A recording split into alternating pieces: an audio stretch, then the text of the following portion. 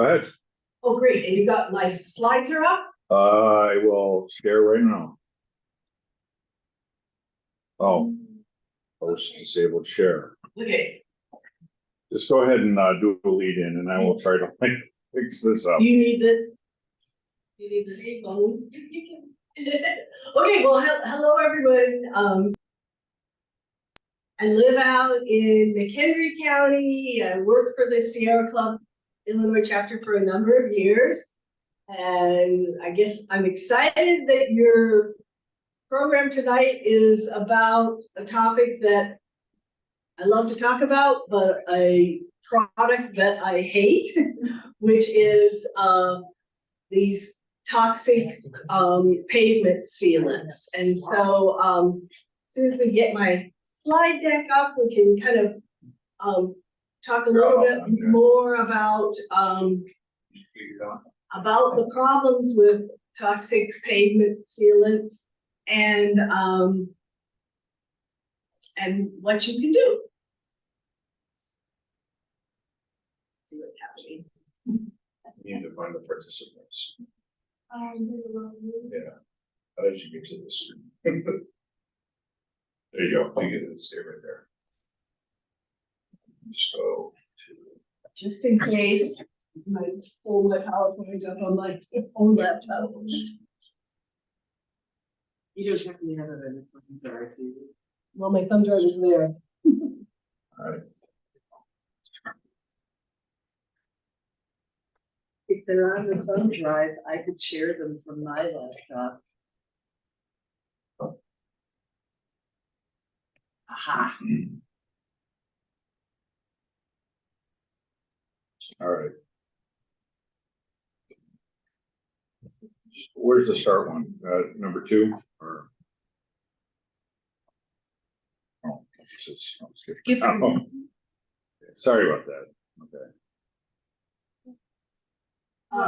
Here. Use it to you only. All right. Here. That's gonna split it up. Oh no.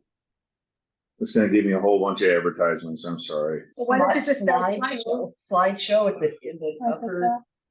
Because it's doing this. Where I can't do this. Oh. Okay, stop there and just hit slideshow at the top. Not there. Go over. Slideshow, yeah. There. Yeah. And now hit from beginning. Okay, thanks. How many people does it take to turn this through in a light bulb? Computers. Can't live with them. Can't live without. Oh. Stay. Yeah. All right. We're here. Okay. Advance. Yeah, so I'm not saying me, but that's fine. So I'll just get started. So just want to talk to you a little bit about toxic pavement sealants. Let's go to the next slide. So what first off, what are sealants? Sealants are things that we put on top of pavement, driveways, parking lots, playgrounds, to fill in cracks, to supposedly to aid to the longevity of these surfaces. Next slide. So, but the problem with some sealants is that they're high in polycyclic aromatic hydrocarbons, which are a type of classic chemicals that are carcinogenic and also toxic to humans and aquatic life. Unfortunately, one of the main sealants that is used is a sealant that's produced from coal tar, and coal tar is a byproduct of coal made into coke for the steel making industry. And so, next slide. So this is the sealant that we're most concerned about, because they have such high levels of these PAHs. And this slide shows you that there are PAHs in a lot of different things in our environment, tire particles, exhaust, but you can see clearly coal tar-based sealants by far has the highest concentration of PAHs. And if you look down at the bottom two lines on this slide, we have a alternative to coal tar sealant that's produced from asphalt, and you see it has, you know, hundreds of times less levels of PAHs than coal tar sealants. So next slide. And so why do we worry about these sealants? Well, unfortunately, they don't stay in place. You all know this because people who have asphalt driveways and choose to put seal coat on it, it wears away. They have to apply it every few years. So it just breaks down through traffic, you know, your cars, people walking on it. You can track it into your home. It also rains, runs off, gets into our waterways. So these are the, you know, two avenues of concern. A big concern is bringing it into your home, onto your floors, into your carpet, especially concerns for young children who are the ones that are out down there playing on that level, ones who, you know, put their hands in their mouths. That's how you can be affected by these sealant particles, is mainly through ingestion. Next slide. Before we go on to the next slide, Cindy, I guess people on Zoom aren't able to see the slides, only the people in this room are seeing it. So we're gonna back out of it and try to go back in it and then start from slide 6. Okay. Sorry about that.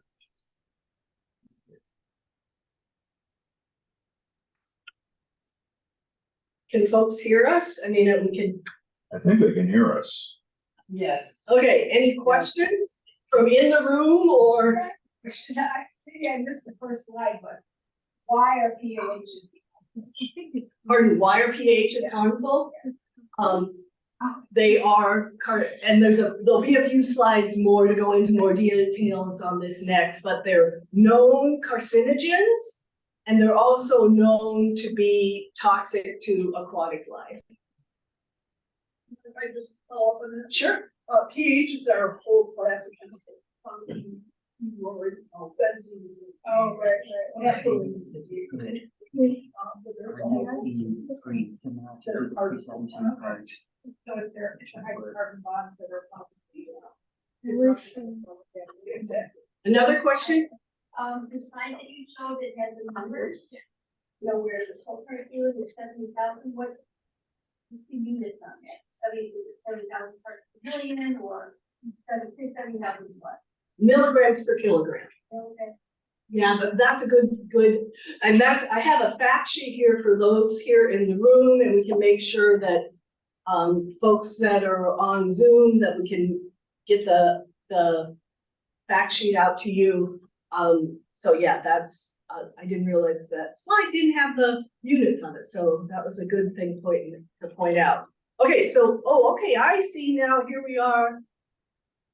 Yeah, thanks, I'm good. I'm seeing something on my screen here. Right. So slide 6. So is everybody seeing, is this what everybody's Yep. seeing, not the slideshow, but there's view? Here. I guess it's fine. That's fine. Yeah. That's what presenters do. I'm seeing. Yeah, okay. Do you want me to go back? Do you want to go back just to go through the first slides? Yeah, Go back to the start for those that missed that. Yes. Okay, yeah, that was just my intro slide. Okay, let's the next one.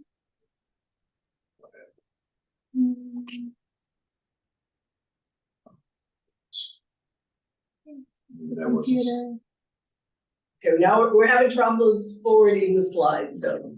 We just gotta figure that out.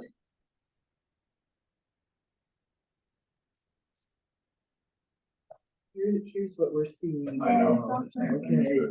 But now it's. Wow. Okay, Mm, I think I must have hit the menu bar down there. So, mm, mm.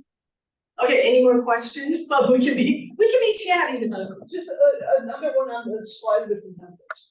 So at what point were those numbers measured?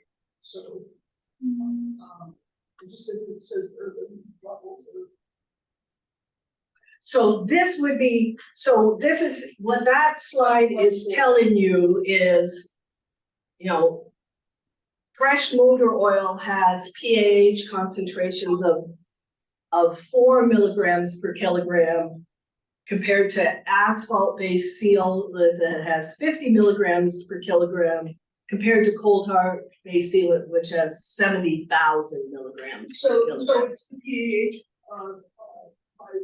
By and the weight. materials, not what they're actually contributing. No, yeah. okay, so here's slide 2. Okay, so we just talked about what sealants are. Yeah, I think we can go to the next slide.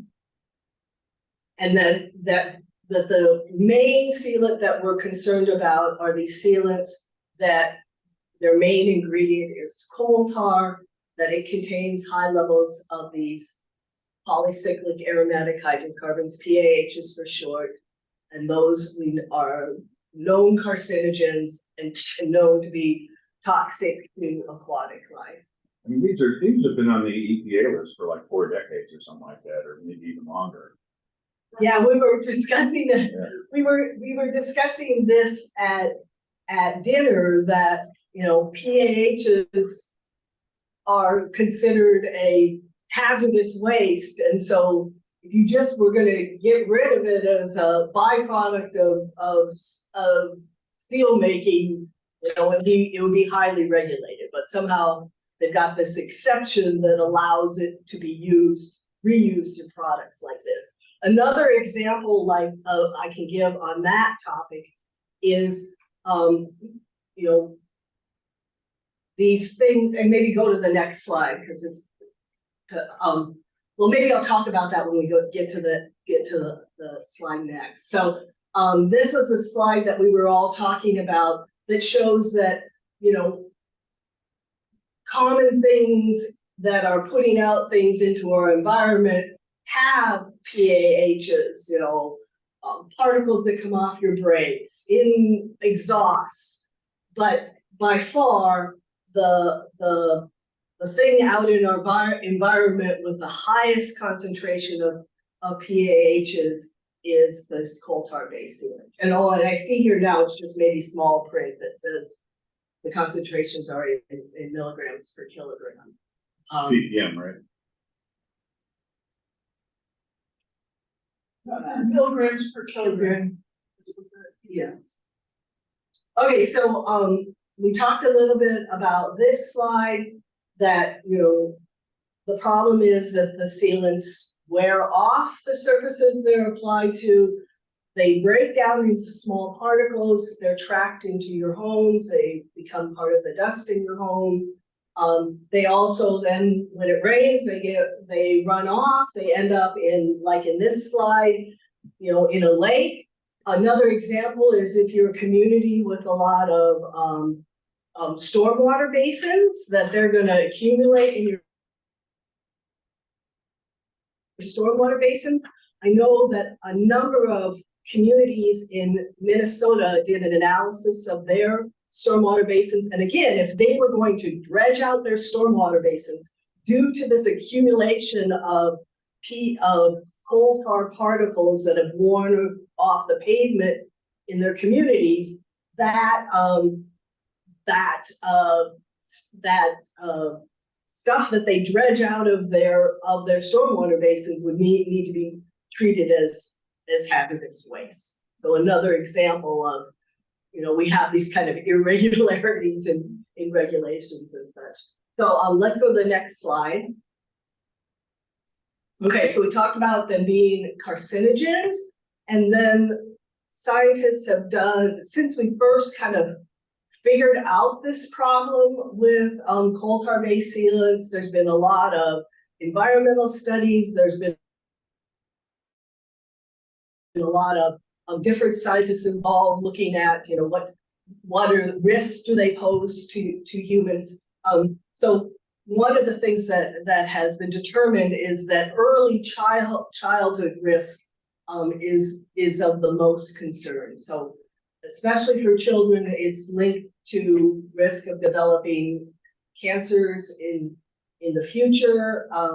And done, you know, scientists who do the type of science I don't know how to do have calculated the risk, so that the risk increases your risk of developing cancer 38 times.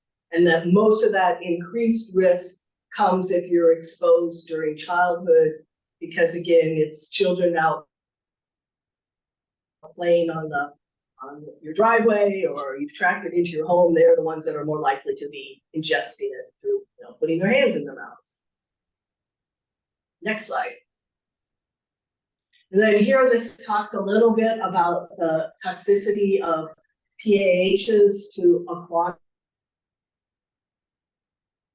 organisms. And this is how, this way I've seen that there were deaths of organisms from runoff from a newly sealed parking lot down in Austin, Texas. And that's what got people investigating this whole issue.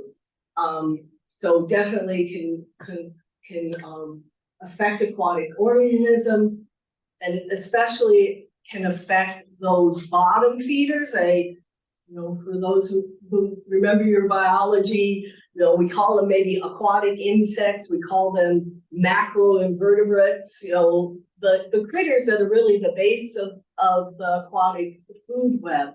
They can be really affected by PAHs. And they've done, you know, studies where they've looked at the runoff from parking lots coated with coal tar sealant as opposed to ones that are unsealed, and you know, see the heightened levels of PAHs. So next slide, and then some ugly pictures there. And then, so a lot of this work, these first studies were done down in Texas. This issue was first started looking into this issue down in Austin, Texas, and there were a couple of USGS scientists who were based out of Austin, and they really started the effort and then pulled other scientists into, you know, investigating this issue in a scientific way, pulling in other scientists. But over the years, then we've had studies done in other parts of the United States. And so there was a 2020 study that was looking at you know, coal tar sealants impacts in the Great Lakes. So you know, sometimes you have to convince people that this is an issue here by doing the science nearby. So we've done some science in our more local area. Okay, next slide.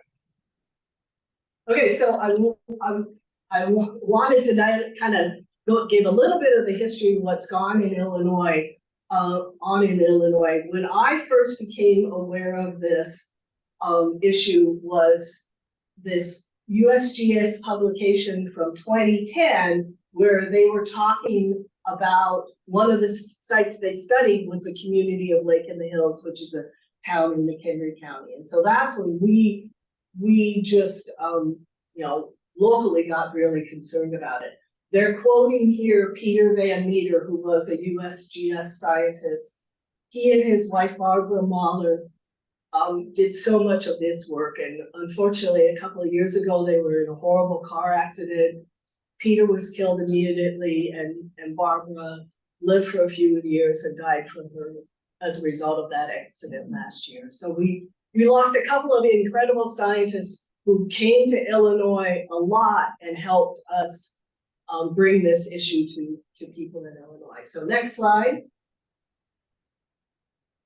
So after hearing about this this issue, One of the first things that happened was we were working on a water resources action plan in McHenry County. And so that included a sample ordinance for how local communities might want to take action on banning coal tar sealants. But a problem arose that, like our county, McHenry County, which isn't home rule, our state's attorney said, well, you guys may want to ban it at the county level, but you can't. You need to get the state legislature to give you the authority to ban. So back in 2012, our senator then Pam Altoff, put forward a bill. Over the years, we've always had very strong industry lobbying against efforts to address this issue, and that went nowhere. In subsequent years, Senator Laura Fine, she started this work when she was a representative.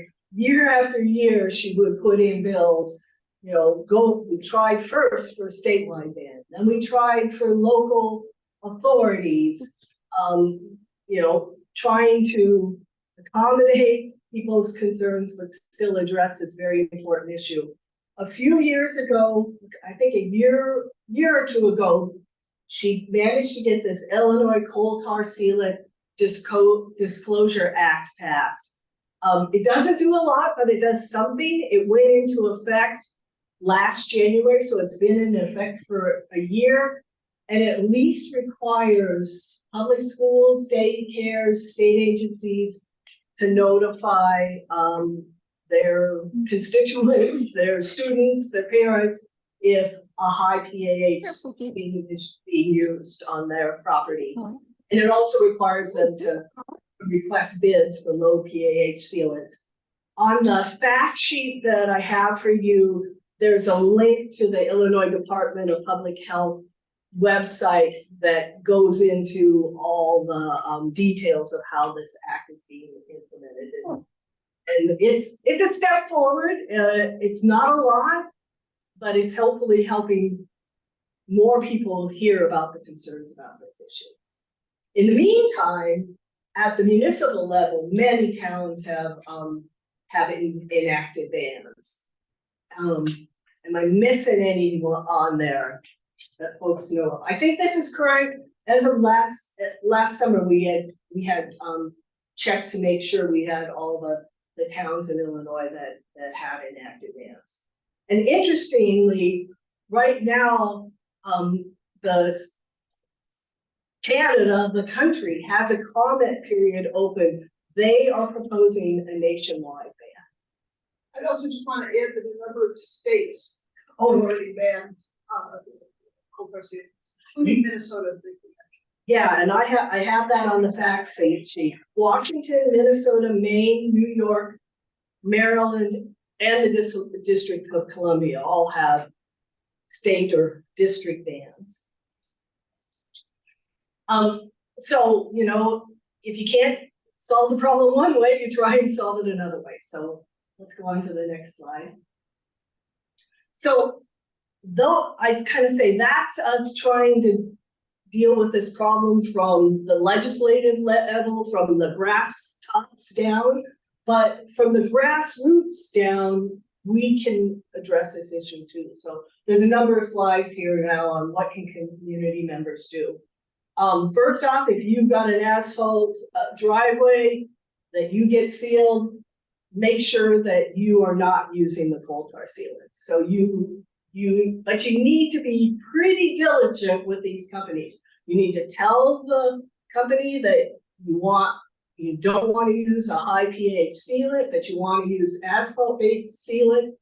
And I would say, ask for the material safety data sheet. They need to prove to you what they're putting on. So next slide. And this is just an example of a material safety data sheet. You can see here's listed ingredient coal tar pitch, and then you see all these different PAH compounds that are part of the PAH family listed below them. So that's telling you what's in this sealant product, and you can see how they're listed as mutagens, carcinogens, etc. Okay, next slide. Okay, how do you find out which companies to reach out to? Well, fortunately, South Barrington licensed their vendors. So their regulations say you have to register with the village to be able to apply sealants in our village. So I looked on their site today or yesterday. Only Kaplan Paving is registered because they have to pay a fee each year. So they're the only ones that have registered from 2024. But all the rest of them below them are ones that I've seen listed on the South Barrington website in the past. So that's a good tool, and I'm pretty sure I have the link to that on the fact sheet. So I know that there's other communities that have enacted bans that are also requiring sealant companies to be licensed within their community. If you're a person that does your sealing yourself, you're probably in pretty good shape because for many, many years, the major retailers have not sold coal tar sealants. Now, of course, I'd read the label before I bought the product, but I think just years ago, they decided, hey, we don't want to mess with selling this toxic thing to people. So next slide. Okay, what else can you do?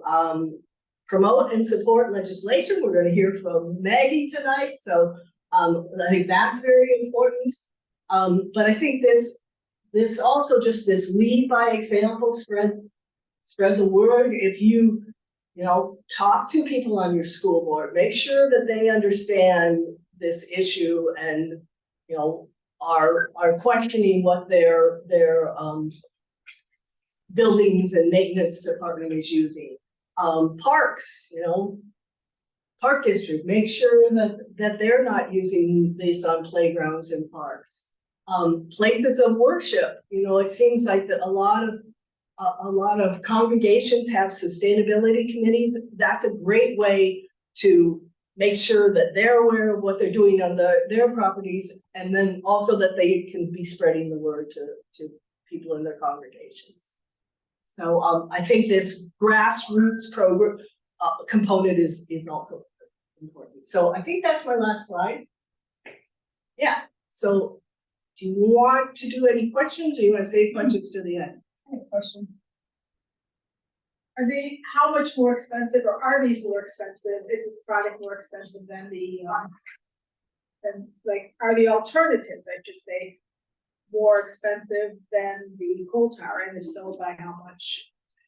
Yeah, well, this is something that an issue that I've worked on not much for the last couple of years. So in the past, actually, I guess I would say that the main way sealants are priced is their potential longevity. So a pail of asphalt sealant versus coal tar sealant, whether it's going to last 5 years or 10 years, that's going to influence the price. But I'll let Maggie tell the more recent information about what's happening with coal tar sealant prices. So I would say you can usually find comparable products. I would imagine for a while there, it was definitely companies that buy in bulk thought they could get coal tar sealant for cheaper.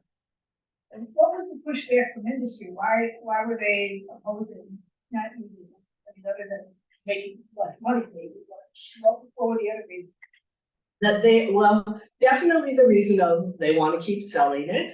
But the other pushback that you hear from sealing companies is that the coal tar sealant can be applied in colder weather. So that means they have a longer season. They can apply it earlier in the spring or later in the fall.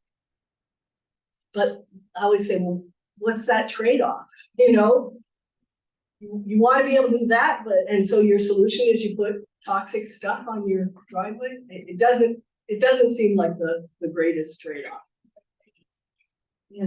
So we have a question from the chat. Renee asks, when you look at a label, if you're buying sealant for yourself, so you're at a store someplace, what ingredient would you see to avoid? What are you looking for in a store on a label? Yeah, so we have one of the slides, so coal tar pitch, coal tar, yeah, definitely. Doesn't it actually say the PAHs? Well, Like the one anthracene? the one slide that I had up showed PAHs, but not, I haven't seen, sometimes they don't show that much detail. So definitely, I would look for coal tar pitch. And then, you know, see if it says anything about, you know, hazards and such. But if you're buying it yourself, I think you're going to have a pretty hard time. On the internet, you might be able to find coal tar sealant. I know that I have been at my local ACE had some, because I saw it there. But in general, if you would go to someplace like Home Depot, Lowe's, Menards, I haven't seen, and I've checked, I haven't seen they're selling it. Maggie, do you?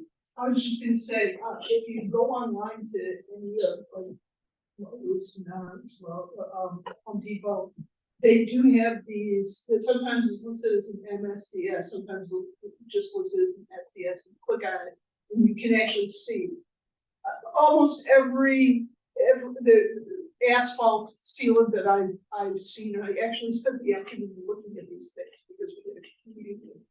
So it is real obvious today. Rechecking our research to make sure that the major retailers weren't selling coal tar pitch. I looked at a lot of these, they almost universally, the asphalt-based sealants are the major alternative to this. And when you look at the SDS, the two major ingredients are asphalt and limestone. Those are 80% of the ingredients for almost all of them, with some additional additives to them. But once I looked at the major retailers, they had coal tar or coal tar pitch, which are actually two separate things.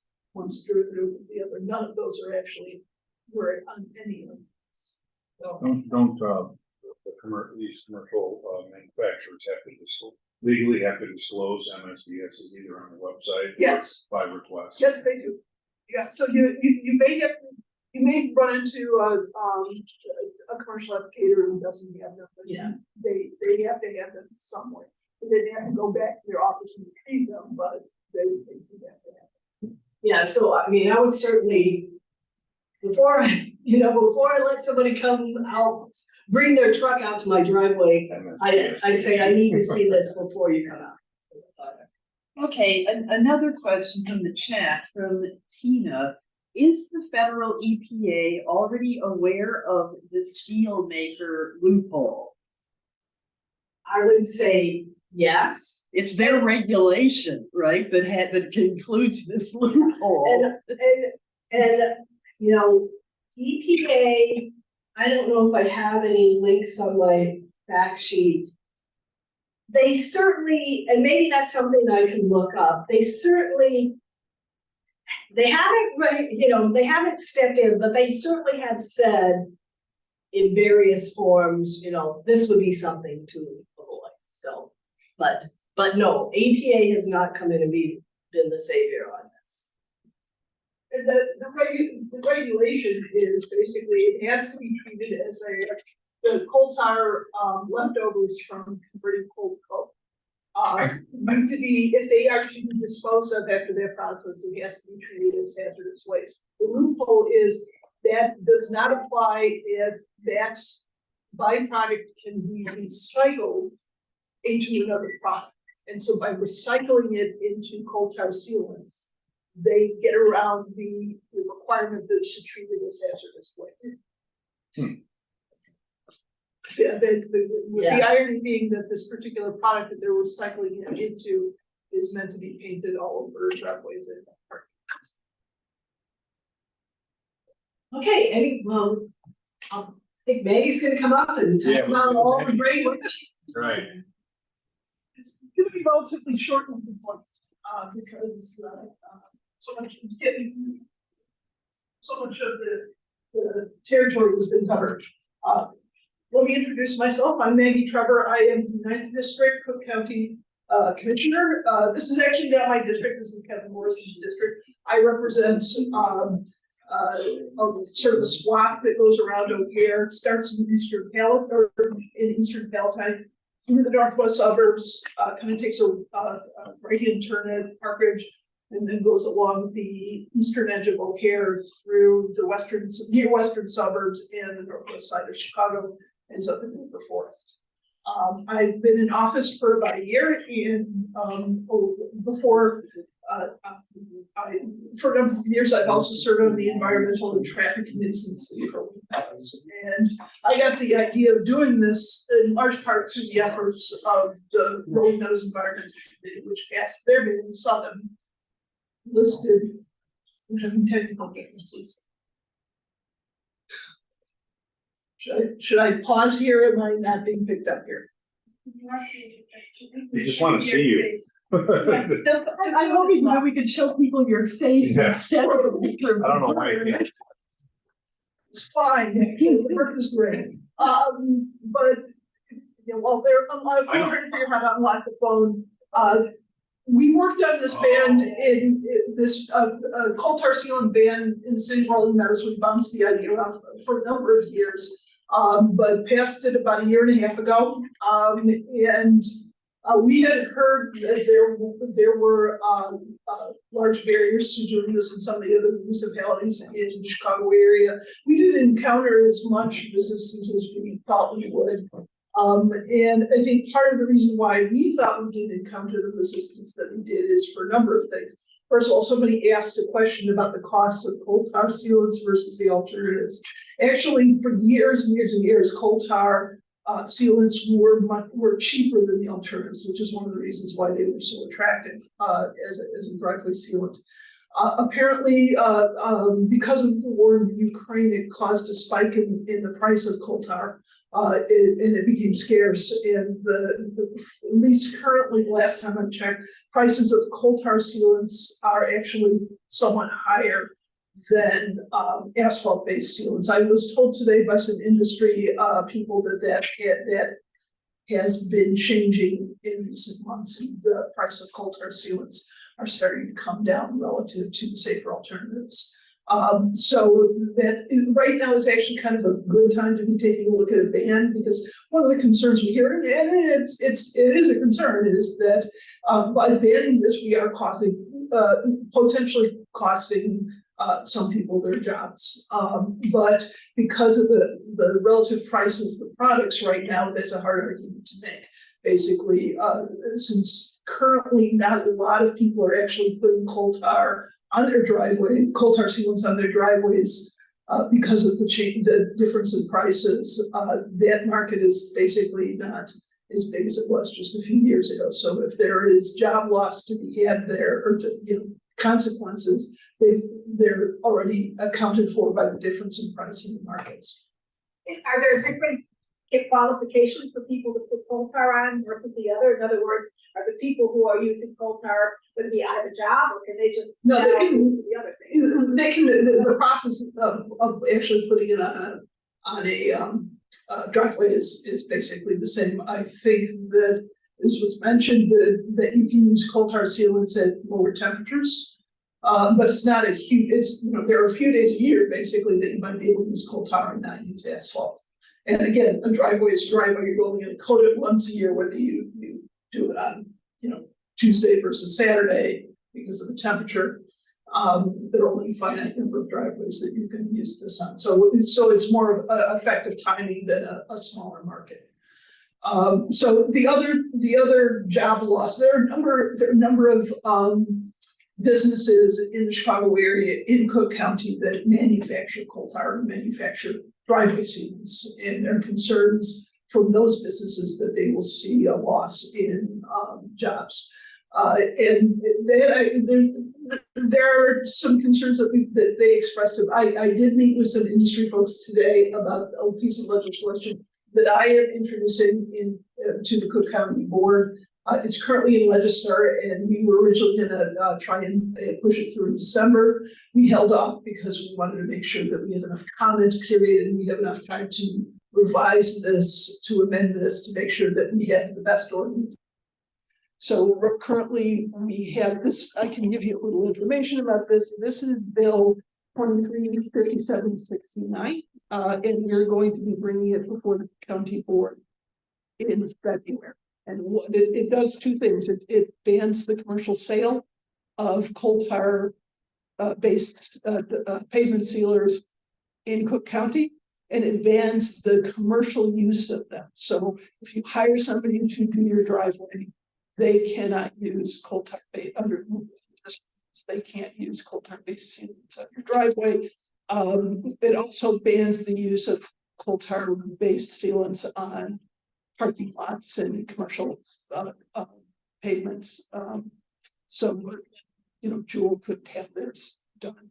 The one thing it does not ban, or several things it does not ban, it doesn't prevent homeowners who want to purchase coal tar outside of Cook County or have a container of this in their garage and want to put it on. It doesn't ban private use on residential properties. So as long as that person's not doing it for pay, they will still have the right to use coal tar based sealants. It also does not ban the manufacture of coal tar or coal tar based sealants in Cook County. The companies that do this can still do this. They just can't sell that product for use in application in Cook County.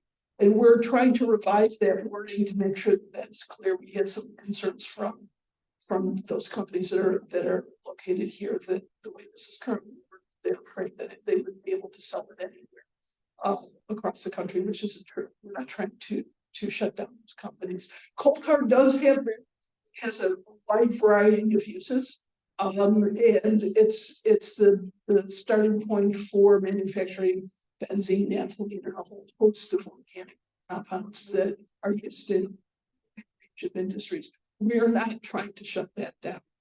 We're simply trying to what I would say is close this loophole that exists where they can take this byproduct and instead of treating it as the hazardous waste that they recycle it into a product that is basically designed to be painted out to surfaces that will wear, that are exposed to the elements that are exposed, that our children play on, that will be a source of rainwater runoff into our streams and flood retention basins, and be a source of contamination for our environment.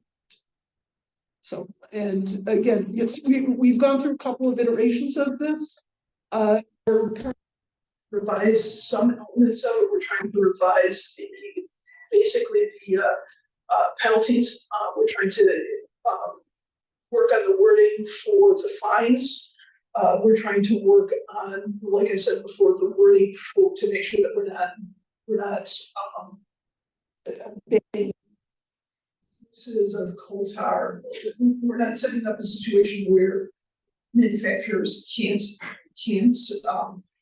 produce coal tar and sell it for other uses or sell it for uses outside of Cook County. So that's why we're in a little bit of a holding pattern on this. But I do have, unfortunately, my printer didn't work well today. And I also want to introduce, I have a new chief of staff. She started 9 days ago. Maria Galler is back here. She can recount my problems with the printer this afternoon.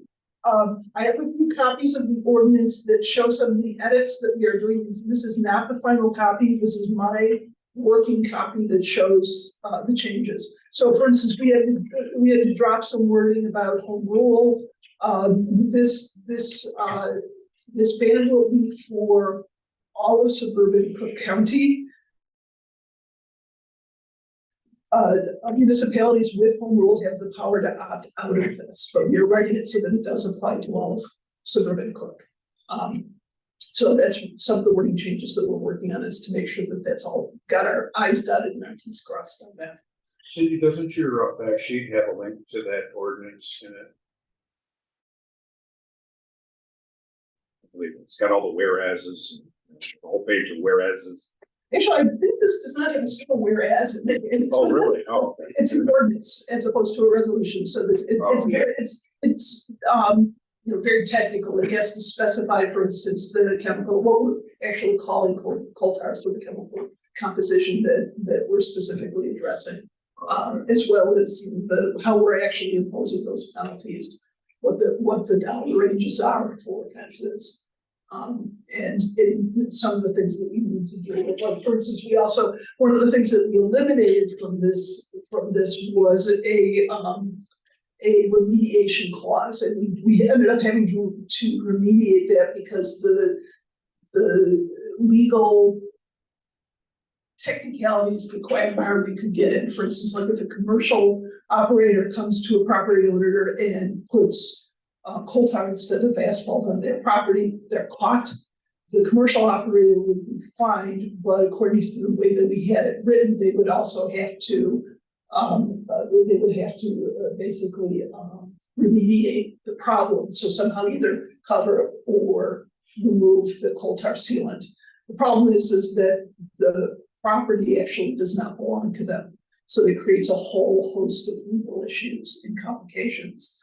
So for the time being, we're simply going with fines. So there could conceivably be an instance where a commercial entity applied this to somebody else's property, got caught, but we would not remove the coal tar sealant. Essentially, we'd be left there to, be until the next time. Hopefully, the next time they seal that surface, they would seal it with something that would help encapsulate the coal tar, like asphalt-based sealants. But we couldn't require it because it would, we would have to get the property owner's permission to do so. Sorry. Need my index fingerprint. Okay, I'm just looking sort of bird-like today. That goes me, that's what you do. Yes. So I would love to answer any questions about this ordinance. Oh, yes, with the other thing that Cindy was talking about. How would a person get caught? Well, actually, I mean, we are hoping that the threat of a fine is big enough to do it. One of the difficulties we have had, myself and some of the other commissioners who are behind this legislation, is trying to establish basically a FTE position within our own governmental structure who would be in charge of enforcement, who would go out and do inspections. We offered to amend the 2024 budget to put this person in. We were told by that department, oh, we've got enough staff to deal with this. And so we actually presented this to that staff earlier this week. And their question was, well, we don't have the FTEs to support it. So they did tell us that they did. So with this ordinance isn't going to go into effect until 120 days after it's passed. And so we're hoping that within that 120 days, we will have a better handle on what it would take to enforce it. But again, the enforcement is only really going to be on commercial operators, or commercial applicators. And so hopefully the threats of getting caught, and we will have people out there inspecting that, the degree to which we don't know, would be enough to keep them from doing it in the first place, but also certainly doing it a second or third time, because we could also, for instance, it could affect their business license. The other thing about detecting this, it's actually really cheap and easy to differentiate between coal tar sealants when they've been applied and asphalt-based sealants. There is basically a glass jar, a screwdriver, and some mineral spirits are all you need to do all the materials you need to differentiate it. So they're quick and easy field tests. So if you get somebody who you suspect is using coal tar, you would do that, and then you can spend the money to take it to a lab and get a confirming diagnosis. The other thing about coal tar sealants, and I'm sure you've all experienced this living in the suburbs, when you drive past somebody who's just sealed their driveway, if they've used coal tar sealants, the smell, the VOCs coming off of it are just overwhelming. That's not true for asphalt-based sealants, so it's really easy just, by smell to detect whether or not somebody's been using this. So it's not like it's a lot of unpermitted things that get done where it's inside your home and nobody sees it, it's hard to detect. So we're talking about driveways and parking lots, they're out in the open, they're easy to see. So another question, so when you talk about commercial, so if a homeowner hires a company to get the bids, and they get a bid that's higher for the asphalt and lower for the coal tar, they can't tell the company, I want the cheaper bid, because then the company would be unable to comply. So in other words, they can't ask the company for this other option. And then what would the company say? The company would not be allowed to do it. Oh, okay. The homeowner could go drive someplace outside of Cook County, in theory, buy the stuff, bring it back and do it themselves. But the business, the company whose business it is to seal driveways, if they're doing it for compensation, could not do it. And I mean, Maggie, do you think, like, how much difference is the cost of the product going to make when somebody's sealing your driveway? It's the cost of labor is probably going to be the bigger proportion. This stuff is cheap. Even the asphalt-based sealants it's much cheaper than paint. So again, I was looking today because we were trying to get information on who was or wasn't selling it. The asphalt-based sealants that I was seeing, they were ranging based on how long they last, but they were between $35 for a five gallon bucket to maybe $60. Some lower, some higher. If you price it out per square foot, it is not a lot of money compared to the labor to put it on. So the difference between having somebody seal your driveway with coal tar versus having them seal with asphalt might be, if they were charging you market, if they want the cost of materials, would be not a lot of money.